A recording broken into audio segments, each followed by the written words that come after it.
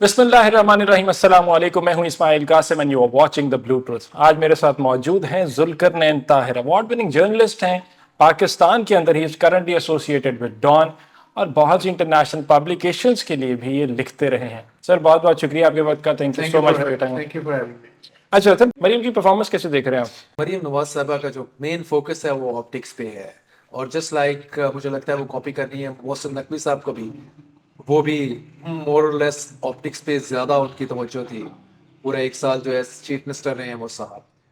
तो अनलेस देखें, आपने अगर काम करना है, पब्लिक ने आपको आपको अच्छे अल्फाज में याद उसी सूरत में करना है जब आप प्रॉपरली उनको डिलीवर करते हैं, चाहे कोई भी एरिया हो, चाहे वो हेल्थ सेक्टर है, एजुकेशन है, आपका डेवलपमेंट का रोड स्ट्रक्चर्स हैं। तो अगर आप उसमें जेन्युइनली डिलीवर कर रहे हैं तो आपका नाम लिया जाता है। कॉस्मेटिक को कोई नहीं वो करता। टिकटॉक को कोई नहीं पूछेगा, भूल जाएंगे लोग। जी जी। मोहसिन नकवी का आपने जिक्र किया। मोहसिन नकवी से मुताल्लिक ये खबर सर्कुलेट कर रही है, खास हल्के कहते हैं कि शायद Mohsin Naqvi is the reason कि जो पहली टसल नजर आई है पीएमएलएन में और इस्टेब्लिशमेंट के दरमियान, that is as a result of Mohsin Naqvi enjoying so many, what do you call it, portfolios so many portfolios and perks. क्या करेंगे? देखिए, नकवी साहब का जो है, इसमें तो कोई शक नहीं, PML Noon is perturbed over it. अच्छा, ये इस बात में हकीकत है। जी बिल्कुल। वो इवन सोमसो राना सनाउल्लाह ने कहा कि जी thank you very much mister Mohsin Naqvi कि आपने अपनी ख्वाहिश का इज़हार नहीं किया कि मैंने प्राइम मिनिस्टर बनना है। अगर आप कर देते तो आपको बना दिया जाता और हम मुंह देखते के देखते रह जाते। लेकिन इसमें बिल्कुल ये आउट ऑफ प्लेस भी नहीं है। जिस तरह से चीजें चली हैं या चल रही हैं, we know it well. Mohsin Naqvi का जो लेके इनको जो परेशानी आई, एक तो ये है कि वो इंटीरियर मिनिस्टर है, ठीक है। का पोर्टफोलियो है, और छोटी छोटी साथ में जो अलाइड मिनिस्ट्रीज हैं वो भी हैं, लेकिन वो इतनी ज्यादा नारकोटिक्स वगैरह ये सारा कुछ है, ल्यूक्रेटिव कह ले, ये इतनी ज्यादा इंपॉर्टेंट नहीं है। इंटीरियर मिनिस्ट्री तो आपका एवरीथिंग। प्राइम मिनिस्टर के बाद मेन बंदा बैठा होता है, जिसने जो ईसीएल से लेके हर किन्हों डालना था, किन्हों कटना है, और जो नेम एनीथिंग, हर तरह का डिसीजन करना है, security measures and other thing. और आपको पता है कि पीसीबी चेयरमैन की जो स्लॉट है, it is also one of the top slots being consider पूरे उसमें। इवन प्राइम मिनिस्टर से आप नीचे आते जाएं तो ये शायद चौथी या पांचवें नंबर पे ये इतनी इंपॉर्टेंट स्लॉट आ जाएगी। तो इन्होंने क्या किया, जो मैं आपको बताता हूँ, इस वेरी जिसे कहने के reliable source in the PML Noon told me कि भाई हमने एक मिनिस्टर को, the trusted minister of the Sharifs, उसको भेजा जो है, जो पावरफुल हलकों के पास।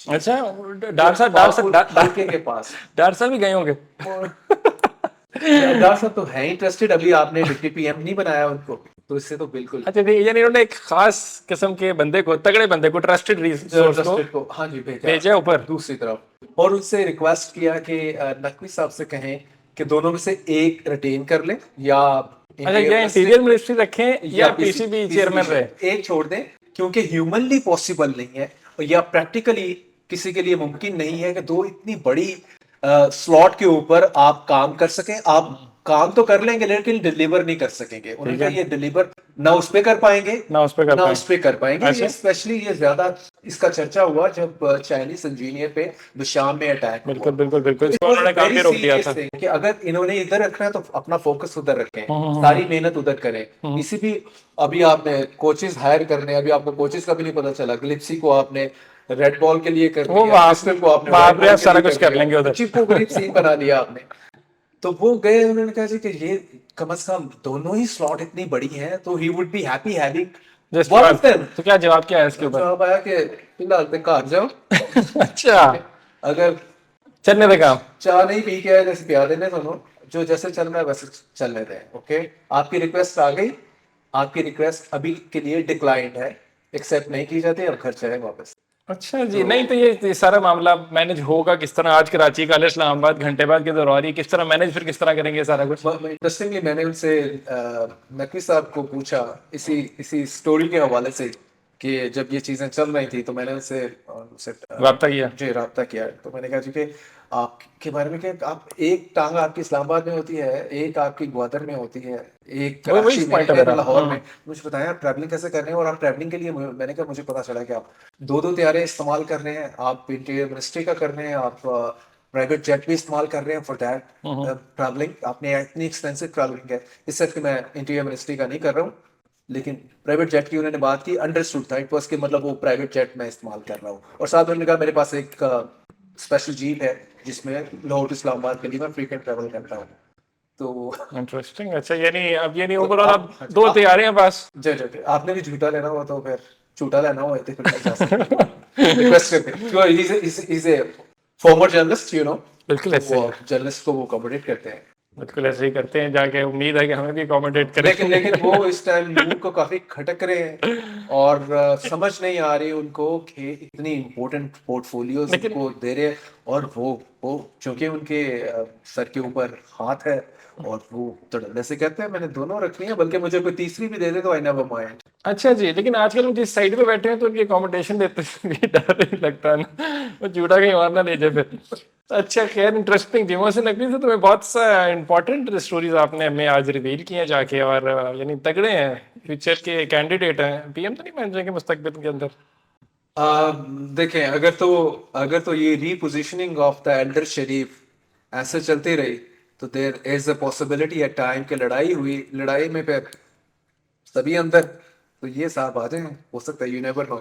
और अगर वो लड़ाई में द एल्डर शरीफ एंड अगर हम उसको सपोजिशन में उसमें लेके आ रहे हैं ना, हाइपोथेटिकल बात कर रहे हैं जिसमें से कि Imran Khan shake hand with the elder Sharif, और ये आगे चल के कोई सीन बनते हैं, तो you never know. Mohsin Naqvi साहब प्राइम मिनिस्टर की बजाय, प्राइम मिनिस्टर के बाद फिर कौन सा होता है आपको पता है? घर जेल होता है, तो ही मे बी देयर और मे बी इन अच्छा, exile. Much so you never know, क्योंकि पाकिस्तान में पावर वो बड़ी, पावर, पहले भी हम कभी बात इस पे कर चुके हैं कि पाकिस्तान में गवर्नमेंट करना is not a child's play. बिल्कुल ऐसे ही है, ये बिल्कुल एक ऐसे ही है, इसको लोग जो है ना उसको लाइकन करते हैं किसके साथ, कि ये एक शेर की सवारी है, बिल्कुल ऐसे ही है। और अगर और शेर को बालों के साथ पकड़ के आप प्राइम मिनिस्टर की सीट पे चल रहे होते हैं, और किसी स्टेज पे अगर आप उसको कंट्रोल नहीं कर पाए उस राइड को, तो you falling over to the line और वो शेर आपको खा जाएगा। खाता नहीं, जेल में चले जाते हैं। ये ये तो वो फिर राणा खाने से साहब, मुराद यही है, वो ये जेल में चले जेल में जाते राणा साहब ने यही कहा, फवाद चौधरी भी यही कह रही है, जितने हमारे में नजर आते हैं ना जो तगड़े अपने कह रहे वो मंजो सियासतदान थे, अब जब खुद ये अंदर बार बार आगे पीछे इनके चक्कर काटे तो ये कहना ऊपर नहीं कहना शुरू हो गया भाई पाकिस्तान के अंदर जेल जाना कोई बात नहीं, आज मैं हूं कल आप जा सकते, इकट्ठे बैठ जाओ, शायद कोई मुस्तकबिल में नजर आ जाए। लेकिन अब इतनी ज्यादा हम कॉन्फ्लिक्ट्स की जब बात कर रहे हैं, इतनी ज्यादा हमें टसल नजर आ रही है, डिवाइड नजर आ रही है, वहीं पे हमें कहीं ना कहीं पे जुडिशरी के अंदर भी हमें फॉल्ट लाइंस नजर आ रही हैं। कुछ लोगों के मतलब जुडिशरी की स्टैब्लिशमेंट के साथ भी शायद मामलात खराब हैं, साथ ही साथ जुडिशरी के अपने कंडक्ट के ऊपर भी सवालिया निशान एक खड़ा हो गया जाके। बाबर सत्तार साहब सामने मौजूद हैं, अदलिया के 6 जजेस का जो मामला है वो हमारे सामने मौजूद है। How do see all that? जो आपने कहा ना कि वो फॉल्ट लाइंस मौजूद हैं, तो मुझे आया भाई जुडिशरी के अंदर फॉल्ट लाइन मौजूद नहीं है, जुडिशरी खड़ी फॉल्ट लाइन के ऊपर है। बिल्कुल तो ऐसे ही। वो जिसे कहते हैं ना, जो आपका ट्रेमर आता है, अहम आपका तरीन सुकून अगर हमारी जमहूरियत का फॉल्ट लाइन पे खड़ा है तो सोच ले फिर हम किधर खड़े हैं। तो वो कहते हैं ना कि जब आपका अर्थक्वेक आता है, ट्रेमर आता है, आपका जलजला आता है, तो वो आता है जो फॉल्ट लाइंस पे होता है ना, वो रीजन उसी में ही वो जब आता है तो वो हिल जाता है, और सारा आपका अर्थक्वेक आप हर चीज को शेक कर देता है, shake, you are shaken by that thing. तो मुझे तो यही लगता है कि वो जो हमने कहानी सुनी हुई थी ना छोटे बचपन में, कि वो एक बैप्सो है, उसके जो हॉर्न के ऊपर, सिंग के ऊपर वो जब ऐसे करती है तो जलजला आ जाता है, वो फॉल्ट लाइन है। तो मुझे लगता है कि जुडिशरी भी ना, ये किसी उस बैफ्लो, ये के सर या पे। तो सर पे नहीं है, तो ये उस वक्त इसमें ट्रेमर आता है, जलजला आता है, ये जब उसके सींग के ऊपर पाँव रखती है। इंटरेस्टिंग, ठीक है, तो ये इंटरेस्टिंग। और अब जुडिशरी के कुछ जजेस ने, मुझे लगता है कि उस हॉर्न के ऊपर पाँव रखा है, तो उसके बाद इसमें ट्रेमर, जो जॉल्ट्स हैं, झटके हैं, वो महसूस हो रहे हैं तमाम जजेस को। और अगर पीटीआई की ले लें आप, पाकिस्तान तहरीक इंसाफ ने जो कल का press conference, very bold, explosive very bold. Press conference, जिसमें उन्होंने क्या कहा कि चीफ जस्टिस साहब जो हैं वो he is the other side of the judiciary, जो दूसरी फोर्सेस हैं वो उनको सपोर्ट कर रहे हैं, जजेस के साथ खड़े ही नहीं है वो। जजेस के साथ नहीं खड़े। तो वो कहते हैं कि वो हॉर्न के साथ खड़े हुए हैं जो सिंह, तो जिसके वो, तो तो ये तो और गड़बड़ हो गई कि अगर आपके चीफ जस्टिस अगर तो ऑन बोर्ड होते इनके साथ बाकी जो कंप्लेनिंग जजेस हैं, तो फिर तो हमें लड़ाई कुछ और तरफ जाती दिखाई देती। तो शायद इंटरनल डिस्प्यूट्स इस हद तक ना होती। हाँ जी, तो मुझे लगता है कि ये समहाउ काजी फैज ईसा साहब वुड मैनेज टू जिसे कह लें कि control the the damage thing ना, जो अभी They will be damage able हो to. गया है हम्म, जुडिशरी और जो meddling of judicial affair by the agencies की बात हो रही है, तो मुझे लगता है कि इस चीज को वो कहीं ना कहीं इसको कैच कर जाएंगे, सेटल डाउन कर जाएंगे काजी फैजी से, क्योंकि चीफ जस्टिस की स्लॉट की position is a very important one. बाकी जजेस जितने भी तगड़े हों या आप तो ये फिर कह लें क्या कुछ भी कर लें, जजेस का पार्टी बनना तो फिर शायद ठीक बात नहीं थी। किसी भी साइड पे होना, इस तरफ होना या उस तरफ होना। हाँ लेकिन पाकिस्तान में आप ये देखें ना कि जजेस को लेके पहले फर्स्ट टाइम तो इसका वो ट्रेमर तो नहीं आया, फर्स्ट टाइम तो पहली दफा नहीं हो ये रहा। कोई कॉन्फ्लिक्ट नहीं आया। वो लोग 18 वोट। में चले जाते हैं, साकिब निसार के कॉन्टेक्स्ट में देख लेते हैं, तो जुडिशरी भी वो ओवरऑल जिसे कहते हैं कि जो पॉलिटिक्स है और में तो पाकिस्तान मेरा उसका था हिस्सा रह गया। बंदयाल साहब के टाइम पे भी यही था, बस उसमें भी पॉलिटिक्स, कैरेक्टर्स बदले पीछे हुए चले थे। जाए नवाज शरीफ के दौर में जस्टिस सज्जाद वाला जस्टिस एपिसोड साहब ले रहमान। लें, जजेस को जो चमक दिखाई गई कोयटा में जाके, सारा एपिसोड है। पीछे चले जाए भुट्टो को फांसी दे दी गई, the same judiciary use for that thing. तो पूरी हिस्ट्री है जो पॉलिटिक्स का पार्ट एंड पार्सल, हम जिसे कहते हैं कि इसका कोई ताल्लुक नहीं है, नहीं है, ये नहीं होना चाहिए किसका, जुडिशरी का, with that of your politics. लेकिन गोइंग बाय द हिस्ट्री तो वो एसेंशियल पार्ट बनी होती है उसका। Interesting take on that. अच्छा मुझे बताएं कि अगर हम बात करें नेपोटिज्म की, बात करते हैं जाके केपीपी भी नजर आता है हमें। नेपोटिज्म की अगर हम बात करें तो क्या ये पाकिस्तान का जो जमहूरी निज़ाम है चंद खानदानों तक ही महदूद नहीं रह गया? क्या मुस्तकबिल फिर किस तरह होगा? बेटी जो है हमें सीएम साहब लगी हुई है, चचा जो है वो पीएम लगे हुए हैं, समधी साहब जो है वो डिप्टी लगे हुए हैं। देखिए नेपोटिज्म सिर्फ करंटली हम क्योंकि शरीफ 35 साल से हैं तो ज्यादातर इन्हीं पे बात आती है नहीं, इस हवाले केपी के से। अंदर आप ले जाए, वहां पे भी आपको नजर आएगा। जी बिल्कुल आएगा, और सबसे जो बड़ी बात यही है ना, नेपोटिज्म यही है कि आपको 21वें ग्रेड के ऑफिसर की स्लॉट आप 18 ग्रेड वाले को दे देते हैं, वो फिल कर रहा होता है। शहबाज शरीफ की अगर हम पीछे एग्जांपल ले लें, when he was the chief minister, पूरे 5 साल उन्होंने पिछले टेन्योर के बिफोर बुजदार, तो उन्होंने सारे गुजारे हैं इसी उसमें। 22वें ग्रेड का ऑफिसर जो है, इवन उस पे भी आपने 19वें वाला लगाया हुआ है, 21वें वाले में आपने 17वें ग्रेड का लगाया हुआ है। मीन यंग ब्यूरोक्रेट लगा के आपने अपने मर्जी के, नेपोटिज्म आप इसलिए करते हैं कि बाद में आपने अपने तरीके से उनको चलाना होता है, उनको आपने ओब्लाइज किया होता है, और फिर आपका वो जो आप स्या सफेद कहते हैं वो करते हैं। दैट इज अनफॉर्चुनेट, और ये कंटिन्यूस है, परपेचुअल है। और इसकी एग्जांपल ना सिर्फ हम ब्यूरोक्रेसी की पोस्टिंग में देखते हैं, नेपोटिज्म जो अभी आपने, वो तो उसमें आ गया ना कि अगर ये फैमिलीज के हवाले से कि ये जी इसका बाप ये है तो इसका बेटा या बेटी आगे रहेगी, तो फिर फैमिली के अलावा ये ओहदा नहीं जाएगा। अब डार साहब तो रिश्तेदार ही है ना शरीफ के, तो डिप्टी पीएम भी उन्हीं का ही हक बनता है। तो ये जो हायरार्की है हम इसको क्वेश्चन ही नहीं कर पाते। तभी तो यही है, तभी तो हम वो मेजर सर्जरी की बात करते हैं, और मेजर सर्जरी कैसे होगी, कौन करेगा, मुश्किल लगता है, क्योंकि सारे इस पावर सर्कल के वो सारे जिसे कह लें कि जो सिस्टम रॉटन सिस्टम है उसका हिस्सा है बड़ा, और वो रॉटन सिस्टम के अल्टीमेट बेनिफिशियरी वही जो अभी आपने बात की, कुछ खानदान है और कुछ इंस्टीट्यूशन के बड़े लोग हैं, वही बेनिफिशियरी हैं।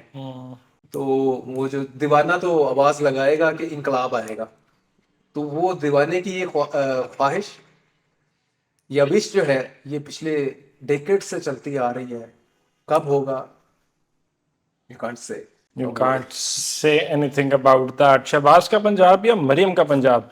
क्विकली, इसमें ज्यादा सोचना नहीं है। देखिए ऑफ कोर्स, अगर आज 2 माह की performance of Maryam Nawaz to compare with that of Shehbaz Sharif, of course Shehbaz Sharif तो है ही आपके सामने ना, he is a mayor stuff, he isn't a prime minister stuff. PDM 1 में सबको पता चल गया, और लेकिन पीडीएम मैं 2 तो पंजाब की बात कर रहा हूँ। पंजाब में of course is because he is a mayor staff and had the experience of that, तो of course उनको तो आप उसके मार्क्स बाद ज्यादा जाओ। देंगे, उनको मार्क्स ज्यादा देंगे आप उनको इनसे। मार्क्स ज्यादा मिलेंगे। खान साहब की डील हो रही है, बाहर आ रहे हैं? अभी नहीं, but it will take time and eventually. अभी वेन्यू से अभी नहीं, तो क्या ये खान साहब की तरफ से इनकार रहा है या उनको अप्रोच ही नहीं किया जा रहा? दो तरफ से है। वन थिंग इज जो खान साहब अभी है ना, वो अपनी मेन एक टर्म जो है वो डिक्टेट करवाना चाहते हैं। ठीक है, वो वो क्या कहते हैं काम है? कि आप जो मेरा स्टोलन मैंडेट है वो इनसे लेके दें फिर तो हुकूमत फ्रॉम ही कर जाएगी। PML PPP। ठीक है, जो पहले वो February 8 की रात 12 बजे वाला रिजल्ट था वो मुझे दें, और हम गवर्नमेंट में आते हैं, आपके साथ बैठते हैं, शेक हैंड करते हैं, पुराना जो कुछ हुआ, आपने हमें जितना मारा, हमसे जो गलतियां हुई, हम सबको ऊपर मिट्टी डालते हैं, हम आगे चलते हैं टुगेदर, सारे इंस्टीट्यूशन मिलके, आर्मी का इंस्टीट्यूशन हो, जुडिशरी का हो, मेनली आर्मी का इंस्टीट्यूशन, हम उसमें नहीं, और आपकी गुडविल भी हम आगे बढ़ाते हैं। जाहिर है सोशल मीडिया के ऊपर भी डोमिनेंस है PTI की, और बाहर एक्सपेट्रिएट भी सारा इमरान का सपोर्टर है, ये रियलिटी है, इसको अगर कोई नहीं मानेगा वो अलग बात है। तो ये वो कहते हैं, ये अपनी जो ऑफर है ये उनको बताते हैं ये भी तो कहते हैं कि जाके कि आप मेरे से वो करनी थी, आपने कोई भी बातचीत करनी थी तो 8 फरवरी से पहले करनी थी।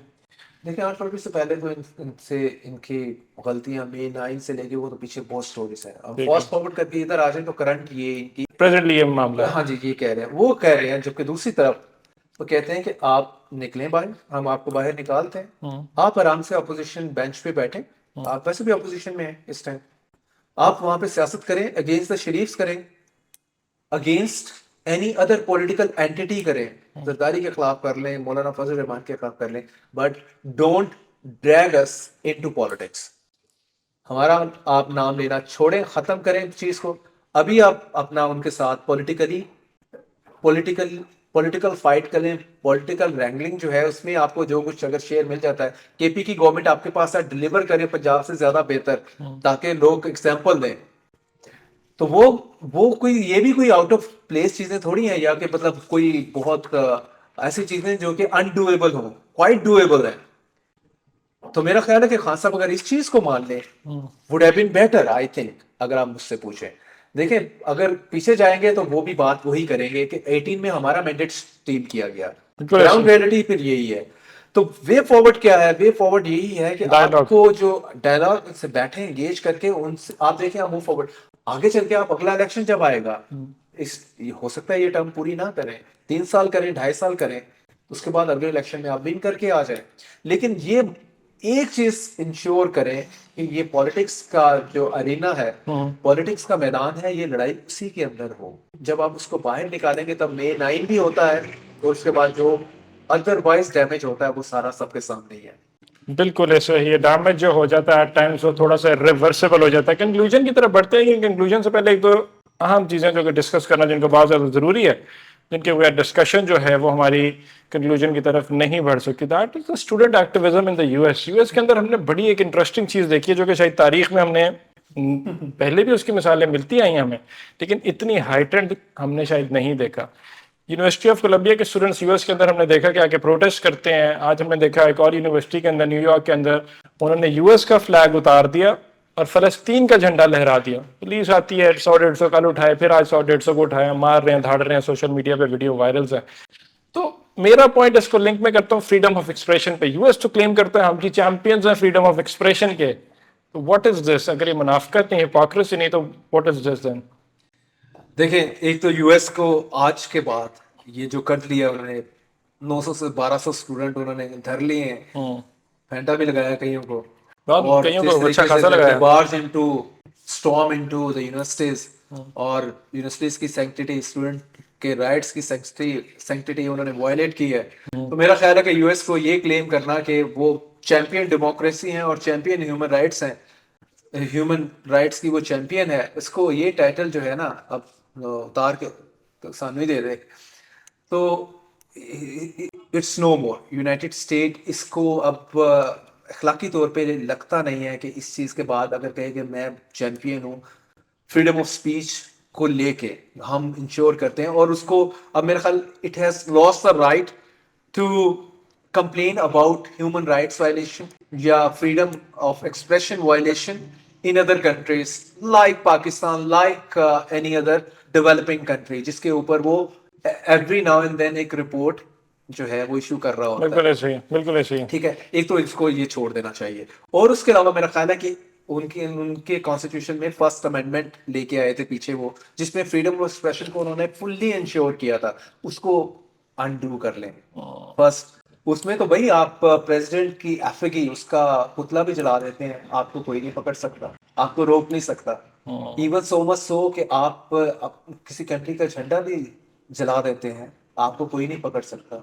आप किसी कंट्री मतलब किसी रिलीजन की इवन होली बुक के पेजेस को आप टीयर डाउन कर देते हैं, आई मीन उसको कोई ब्लास्फेमस एक्ट कर देते हैं जो कंसिडर होता है this part of the world blasphemous, वहां पे फ्रीडम ऑफ एक्सप्रेशन। एक्सप्रेशन के नाम के ऊपर उस बंदे के ऊपर कुछ नहीं होगा। तो भाई एक तो आपने फर्स्ट अमेंडमेंट के तहत इतना सारी लिबर्टी दी हुई है, और एकदम से अभी आपने सबको कैप कर दिया कि जी ये स्टूडेंट जो है ये स्पीकिंग फॉर द ओप्रेस्ड फलस्तीनियन, जिनका बुरा speaking hall against genocide, speaking against a massacre. अब चूंकि यूएस कहता है कि ये वॉर स्टार्ट की हमास ने, अक्टूबर 7 को उसने 1400 इसराइलीज को मार दिया। ठीक है, बच्चे बूढ़े, वो भी कंडेमेबल है, उसको आप मजम्मत करेंगे 1400 जो हमास का अटैक है। लेकिन आप इसके डू यू थिंक उसको कंडेम करना चाहिए, या डू यू थिंक कि वो रेजिस्टेंस मूवमेंट के तौर पर उसको लेना चाहिए? बिल्कुल कंडेम करना चाहिए। देखिए हमास किसके हाथ यूज हुआ है, क्या सिनेरियो बना है, ये तो एक पूरी डिबेट है। इसके ऊपर भी मैं जस्ट लाइक एक वो एजुकेशन के ऊपर आपको कर रहा था, ये भी एक पूरा टॉपिक है, एक पूरा शो कीजिएगा इसके ऊपर कि कौन सी कॉन्स्पिरेसी थी। क्या हमास को ये प्रॉब्लम आ गया था कि सऊदी गल्फ कंट्रीज, टर्की और बाकी मुस्लिम कंट्रीज ने स्टार्टेड जो है उसको रिकॉग्नाइजिंग इसराइल या restoring their relationship with Israel. Should Israel have been recognized? Should Israel have been recognized? वो एक पूरी एक अलग डिबेट बन जाएगी, डिपेंड करता है। अगर वो इसको इंडिपेंडेंट स्टेट दे दे फलस्तीनियन को, तो मेरा ख्याल आपको भी इतराज नहीं होगा। But नहीं अगर आज फलस्तीनियन के पास अपनी स्टेट होगी, उनका वहां पे आप चाहे ईस्ट जेरूशलम उनका कैपिटल हो, मस्जिद अक्सा में जाके वो फ्रीली मूव करें, वो उनके पास हो, तो फिर तो इश्यू नहीं है। तो just like a good neighbours को एग्जिस्टेंस के तहत, को एग्जिस्टेंस की थ्योरी के ऊपर काम चल रहा हो, नेवर माइंड। जो बहुत आइडियलिस्ट बहुत ज्यादा अप्रोच लग रही है। ज्यादा मतलब नहीं, चूंकि आपका क्वेश्चन बड़ा वो मुश्किल वाला क्वेश्चन था कि क्या उसको हमें रिकॉग्नाइज करना चाहिए, तो मैंने कहा फिर ये आइडियल स्टेट ले आए, ठीक है, ये आइडियल सिचुएशन होगी तो उसको रिकॉग्नाइज कर लें, अदरवाइज लेकिन चूंकि आइडियल सिचुएशन नहीं हुई और उनको प्रेस किया गया, उनके हकूक मारे गए, उनको उनका कत्ल वारत किया गया, उनकी फूड रोकी गई, मेडिसिन रोकी गई। मैं वही बताने लगा था, जो अक्टूबर 7 को जो हमास ने किया वो कंडेमेबल था, क्योंकि 1400 बंदे आपने उसके मारे, बच्चे और औरतें उसमें शामिल हैं। लेकिन ये 1400 की बात है, आप कितने इस टाइम मार चुके हैं? जो टाली है वो क्रॉस कर चुकी है टैली, दैट इज ऑफ 35,000 15,000 बच्चे हैं फलस्तीनी, जिसको वो डेली बेसिस पे 150-200 बंदे का नाश्ता कर रहा है नेतन्याहू, कोई रोकने वाला नहीं है। तो यूएस को भी ये सुकून नहीं आ रहा भाई, 70,000 बंदा इंजर्ड है, 35,000 बंदा आपने मार दिया, 17,000 अभी मिसिंग है, वो भी उसी में काउंट करें डेड में, 50,000 के करीब मैस ग्रेव्स रोज के रोज निकल रहे हैं। टोटल आबादी गजा की 2.3 मिलियन है, 23 लाख लोग हैं, तो 19 लाख डिस्प्लेस्ड है, 19 लाख डिस्प्लेस है। रफा में वो सारे वो पनाह लिए रफा में अटैक करने जा रहे हैं। रफा में अटैक करने जा रहे हैं। एंटनी ब्लिंकन ने भी उनको वार्न किया है, और उसने आगे से नेतन्याहू ने कहा कि वी डोंट केयर। मैं वही बता रहा हूँ आपको कि ये जो 1400 इसराइली मारे, उसके बाद से इसको जस्टिफाइड करके अब कहते हैं इनको मारते जाएं। ऑपरेशन की, जेनोसाइड की कोई हद होती है यार। और मुझे तो यही लगना शुरू हुआ है कि वही बात है, माइट इज राइट, जिसके पास पावर है वो कमजोर को मारता है। अब तो मुझे हॉलोकास्ट के हवाले से भी ये आता है कि पहले तो शायद सिंपथाइज आप भी करते होंगे, 60 लाख ज्यूज उसने मार दिए हिटलर ने, लेकिन देखिए क्या फर्क रह गया अब इसमें, इसराइलीस में। उस वक्त हिटलर पावर में था, ये कमजोर थे, उसने कमजोर को मारा। अब ये पावर में है, फलस्तीनियन कमजोर है, ये फलस्तीनियन को मार रहे हैं। तो इसमें तो लगता ही यही है। और यूएस के स्टूडेंट्स का क्या कसूर है? सिर्फ ये कि they becoming the voice of the voiceless. Palestinian का इशू कि भाई इनको आप मारना बंद करो, cease fire, that is the basic slogan. Free Palestine तो एक आइडियल सिचुएशन है, हो जाए, लेकिन फिलहाल तो सीज फायर का सीन नहीं है। और अब तो परमानेंट सीज फायर की बात हो रही है, और इसमें सारे टॉपिक को सम अप करता चलूं कि आप ये देखें, मैंने देखा है कि फ्रीडम ऑफ स्पीच आप ट्रैम्पल कर लेते हैं अंडर योर फीट। जितना मर्जी आप बात कर रहे हो, जितनी मर्जी बड़ी डेमोक्रेसी आप हो और आप दुनिया के चैंपियन डेमोक्रेट हो, लेकिन जब when it comes to you, आपके अपने ऊपर आती है, आप कहते हैं कि स्टेट ने डिसाइड कर लिया है कि नहीं, हमने इसराइल को सपोर्ट करना है, इसराइल के खिलाफ जो बात करेगा हमने उसको क्रश करना है, तो United state is doing the same thing. बस स्टेट ने डिसाइड कर लिया, उसके बाद उसने कहा जी फर्स्ट अमेंडमेंट है, इसको भी मेरे पाँव के नीचे, जिस तरह जनरल ज़िया उल हक ने कहा था आइन ने कागज का टुकड़ा है और टुकड़ा मेरे बूटों के नीचे है। तो Biden must be saying the same thing. First amendment में आपके हर तरह का फ्रीडम ऑफ स्पीच इंश्योर है। ये तो बिल्कुल नॉर्मल किस्म का फ्रीडम ऑफ स्पीच है। आप यूनिवर्सिटी में आप कैंप लगाते हैं, आप सपोर्ट कर रहे हैं किसी कॉज को भी, तो आपको तो कोई कुछ नहीं कह सकता। तो इतनी इतनी बड़ी वहां पे, जैसे मैंने एग्जांपल दी कि बाइडेन का अपना पुतला कोई जला दे, उसको भी कोई नहीं पकड़ सकता यूएस में। लेकिन now the Biden administration have decided कि इसके ऊपर अगर कोई बात करेगा, हमने उसको अपने पैरों के नीचे रखना है, रोंद देना है। That is the thing. बहुत से ममालिक हैं जो कि याद आते हैं जब आप यूएस की सिचुएशन को देखते हो। बहुत सी कंट्रीज और जहाँ की हिपोक्रेसी जो है रिसेंट डेज के अंदर उभर कर सामने आई है, and US is at the four front of all those countries. So thank you so much for your time. This has been a wonderful discussion. I hope you guys enjoyed the show as much I did. Until next time, मुझे इस्माइल कासिम को इजाज़त दीजिए। अपना बहुत सारा ख्याल रखिए। अल्लाह हाफ़िज़।